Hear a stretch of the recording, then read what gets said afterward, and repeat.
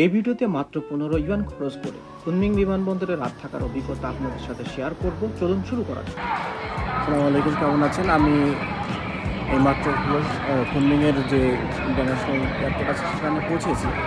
এখন রাত বাজে 1টা। এখন রাত্রে থাকার উপায় কি? আমি ইন্টারনেট সার্চ করে দেখলাম যে বিচ লেভেলে একটা জায়গা আছে যেখানে বিশারণ্য দিয়ে রাত থাকা যায়। আমি আপনাদেরকে সেখানে নিয়ে যাব। আমি এইমাত্র ওনার কাছে জিজ্ঞাসা করলাম যে এখানে আসলে আছে কিনা। হ্যাঁ বলে হ্যাঁ। এখন আমার পিছনে আছে, দেখতেছেন, হলো C নাম্বার গেট। আমি C নাম্বার গেটে যাচ্ছি। ওখান থেকে আমরা যদি যাই, সামনে ওখানে একটা এলিভেটর আছে, সেখান থেকে B3-তে আমাদেরকে যেতে হবে।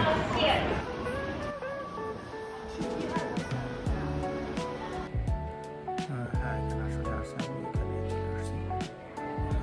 এখানে হলো 3টা প্যাকেজ, একটা হলো 15, আর একটা 20, আর একটা হলো 25। এখানে আপনি ক্যাশে পেমেন্ট করতে পারবেন, অথবা আপনি চান তাহলে আলিপে ওভারচার্জে পেমেন্ট করতে পারবেন। আমি এখানে হলো 25,000 যেটা সেটা নিচ্ছি, কারণ আমি নাই 20,000 এগুলো অল্প অল্প এবং সেটা বেশ আরামদায়ক। এখানে 25,000 নিতে নিয়েছি। এবং তাহলে আপনার হলো একটা কেক, একটা পানি, এবং হলো আপনার ওয়ান টাইমের বেডশিট, ওটা দিয়েছে আর কি। এখানে সবাই ঘুমাচ্ছে, আমিও ঘুমাবো সারা। আর সকাল সকাল কেমন আছেন?